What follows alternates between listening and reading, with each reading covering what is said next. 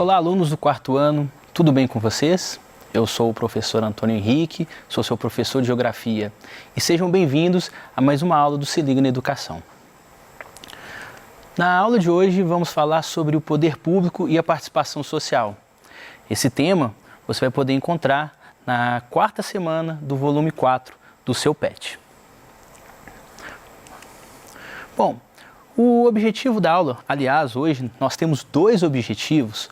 O primeiro é falar sobre a representação da política do Brasil, como que o Brasil ele está organizado nas esferas federais, estaduais e lembrar um pouquinho sobre as esferas municipais. E o segundo objetivo do dia é falar sobre a participação das mulheres na política brasileira. Antes de falarmos das esferas federais e estaduais, vamos relembrar um pouquinho sobre os municípios, as cidades brasileiras. Tá? Os municípios constituem como as unidades de menor hierarquia dentro do território nacional. Tá? Ela é, dentro dessa organização política administrativa, ela também pode ter áreas chamadas de distritos, que ajudam a administrar esse território. Tá? Os municípios eles são administrados pelo prefeito, vice-prefeito e fiscalizado pelos vereadores. No Brasil, o país possui 5.570 municípios. E o estado que apresenta mais cidades é o estado de Minas Gerais, com 853. Vale lembrar que os moradores também podem estar participando dessa administração pública. E de que maneira eles podem estar participando? Podem participar através dos conselhos municipais. Existem diferentes conselhos, cada conselho ele existe de acordo com a necessidade do município. Gosto sempre de citar alguns, sempre cito o Conselho do Orçamento Participativo, o Conselho relacionado à saúde e o Conselho Tutelar, que é o conselho que busca proteger as crianças e os adolescentes. Tá? Ah, professor, existe outra maneira de ajudar a administrar o município? Sim, existe através de maneiras indiretas. Você pode estar ligando para a prefeitura, sugerindo, cobrando, acompanhando o seu candidato eleito ou mesmo conservando e preservando os espaços públicos. Bom, falamos sobre a menor área da hierarquia brasileira. Vamos falar agora do nosso território? Vamos falar do Brasil? Pois então, o Brasil é um país muito grande. Ele possui uma área de 8.515.759 km². Para muitos, o Brasil é chamado de país-continente, devido à sua extensão. Ele é tão grande que ele fica entre os 5 países de maior extensão do mundo, perdendo apenas para a Rússia, para o Canadá, para a China e para os Estados Unidos. Já que estou falando de alguns países, o que vocês acham, alunos do quarto ano, de conhecer a localização desses 5 países que possuem a maior extensão territorial? Bom, vamos começar quem fica em primeiro lugar, com a Rússia. A Rússia está localizada entre o continente asiático e o continente europeu. Em segundo lugar, nós temos o Canadá, localizado na América do Norte. Em terceiro, a China, localizado na Ásia. Voltamos para a América do Norte para conhecer a localização dos Estados Unidos. E em quinto lugar, a localização do Brasil na América do Sul.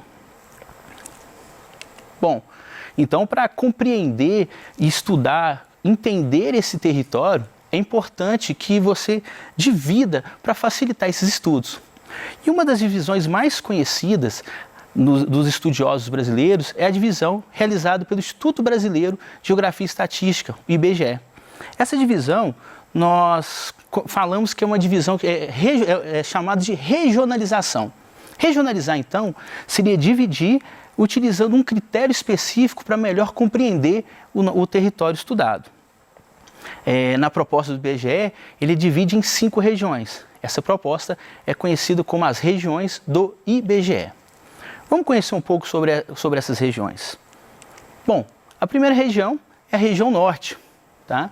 Ela é formada pelos estados de Rondônia, pelo estado do Acre, pelo estado do Amazonas, pelo estado de Roraima, o estado do Amapá, o estado do Pará e o estado do Tocantins.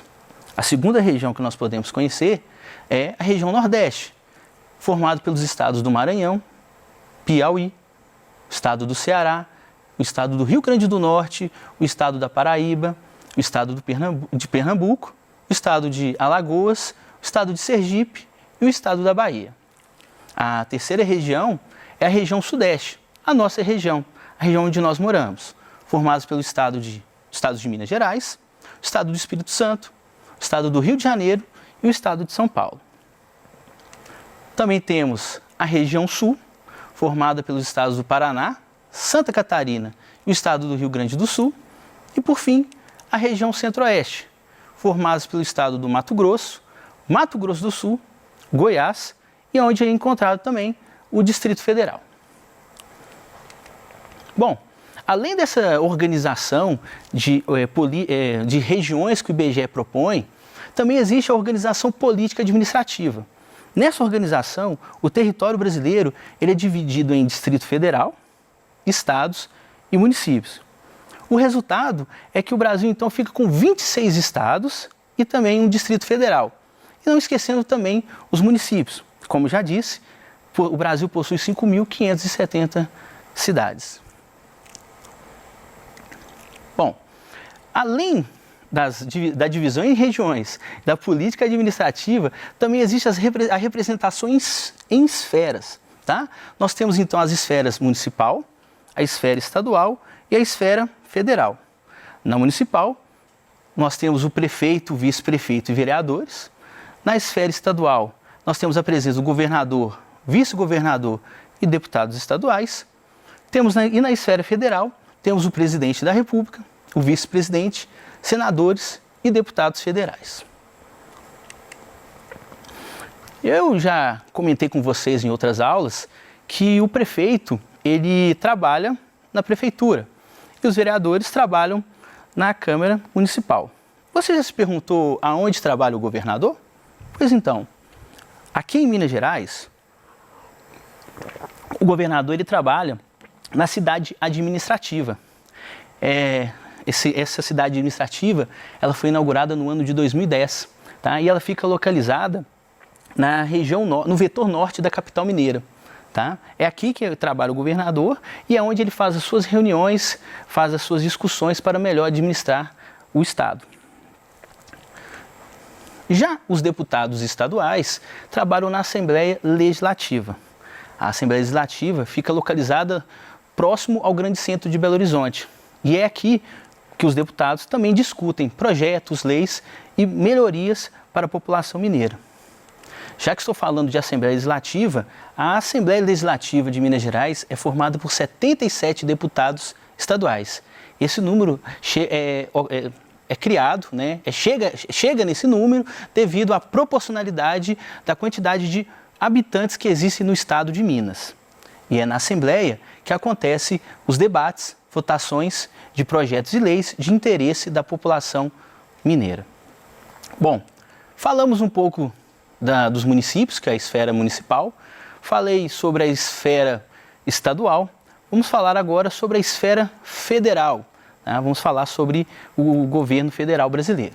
Bom, o governo federal brasileiro possui sede em Brasília, que fica no Distrito Federal.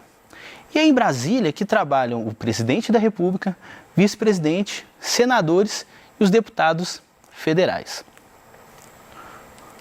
Bom, caros alunos do quarto ano, já mostrei para vocês aonde o prefeito trabalha. Já mostrei aonde o governador de Minas também atua. E o presidente da República? Vocês já imaginaram ou já pensaram aonde é o local de trabalho dele? Pois então, o presidente, ele trabalha no Palácio do Planalto, tá? Localizado no Distrito Federal. E os deputados federais? E os senadores? Pois então, os deputados federais e os senadores trabalham no Congresso Nacional. Para a gente se localizar no Congresso Nacional, a cúpula voltada para cima, no caso de vocês está no nosso lado direito, é aonde trabalham os deputados federais. A cúpula voltada para baixo, no nosso lado esquerdo, é aonde trabalham os senadores. Já, então, o Congresso Nacional é o local de trabalho de senadores e deputados federais. Os senadores são um total de 81, tá? E esses 81 são divididos pelos estados e o Distrito Federal brasileiro. Então, isso quer dizer que cada estado brasileiro e o Distrito Federal possui 3 representantes. Já os deputados federais somam um total de 513. Diferente dos senadores, eles são distribuídos de maneira diferente entre os estados. Cada estado tem uma proporção diferente de deputados devido à quantidade de habitantes que existem em cada estado brasileiro. Tá? Para compreender melhor essa distribuição de deputados federais de acordo com o estado, eu trouxe esse mapa para a gente compreender como que os estados estão distribuídos com os seus deputados federais. Quero pegar aqui alguns exemplos.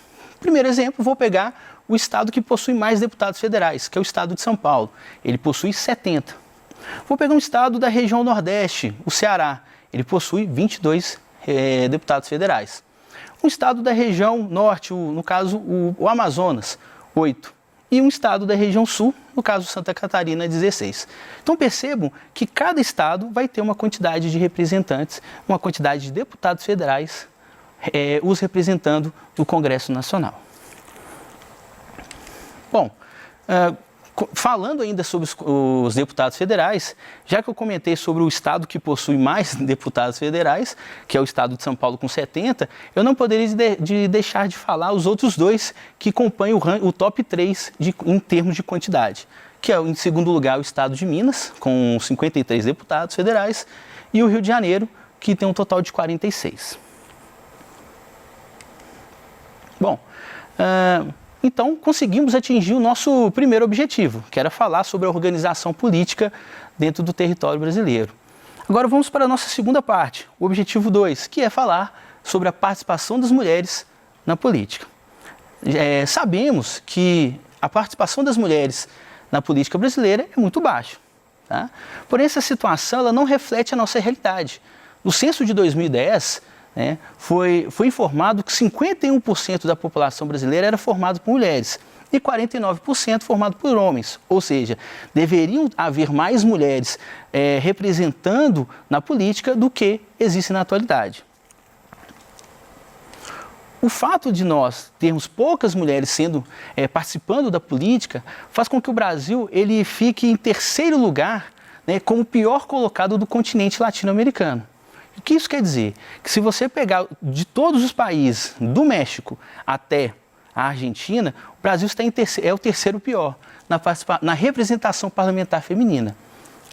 Então, devido a esses resultados, o desafio brasileiro, então, é incluir mais mulheres no processo eleitoral para que ocorra a participação política.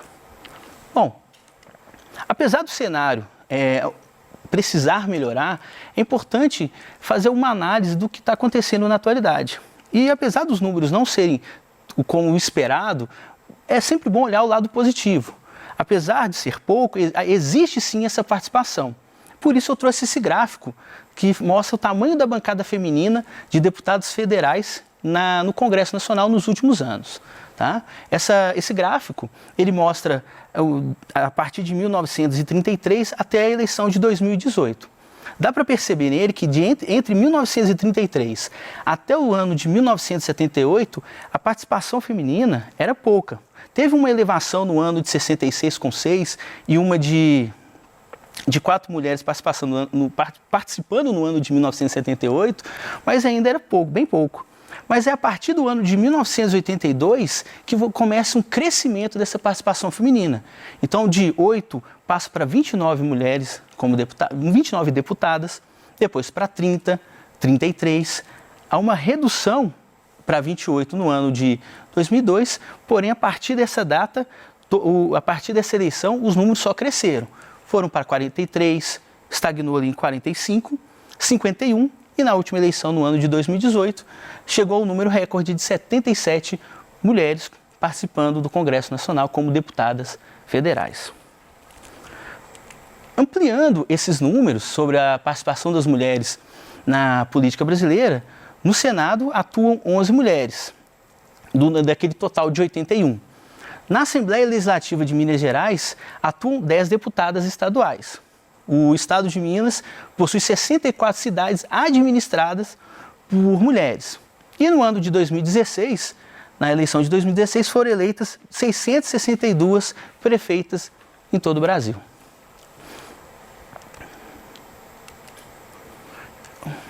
Bom, então o que fazer, professor, para aumentar a participação das mulheres na política? Para isso foram promovidas campanhas sobre essa necessidade de participação. Essa campanha aconteceu em rádios, televisões e em redes sociais. E também existem discussões dentro do Congresso para falar sobre reservas de cota e destinação de recursos para que isso aconteça. Bom, é importante, em toda aula de geografia eu gosto de trazer algumas curiosidades para vocês. E uma curiosidade bem interessante é que o Palácio do Planalto, o Congresso Nacional e a cidade administrativa de Minas foram projetos do mesmo arquiteto. Esse arquiteto, o Oscar Niemeyer. Ele tem obras conhecidas em todo o mundo. E algumas delas é a Igreja de São Francisco de Assis, que é carinhosamente chamada de Igrejinha da Pampulha, o Memorial da América Latina, que se encontra em São Paulo, e a Passarela do Samba, no Rio de Janeiro, entre outras obras que nós temos no Brasil e no mundo. Bom, muito conteúdo, mas atingimos sim os nossos dois objetivos. Bom, e o que nós aprendemos na aula de hoje? Vamos dar uma relembrada? Primeiro, que o IBGE divide o Brasil em 5 regiões para melhor compreender o território nacional. Essas regiões são região Norte, região Nordeste, região Sudeste, região Sul e região Centro-Oeste. O Brasil, ele também é organizado de forma política e administrativa. Dessa forma, ele é dividido entre Distrito Federal, estados e municípios. Com isso, o país tem 26 estados e um Distrito Federal. O país também possui esferas de governo: o governo federal, o governo estadual e o governo municipal. Minas Gerais possui 77 deputados estaduais, 53 deputados federais e 3 senadores para representar os seus habitantes. E é importante lembrar que a presença das mulheres ainda é baixa na política. Porém, existem ações que buscam aumentar a participação através de campanhas de rádio, campanhas de televisão e campanhas em redes sociais. Caros alunos, então, dessa forma, eu espero que vocês tenham compreendido todo o conteúdo e como que o Brasil ele está organizado. E como ele é organizado de maneira política, administrativa. E que dessa forma é mais fácil compreender como o território ele é construído e como as suas características são importantes para a população brasileira. Espero também que você tenha compreendido a importância da representatividade da mulher na política nacional. Dessa forma, eu acredito que poderemos construir uma sociedade mais igualitária e melhor para todos nós. Então, meus caros, dessa forma, eu me despeço de vocês, eu desejo um forte abraço e nos encontramos na próxima aula.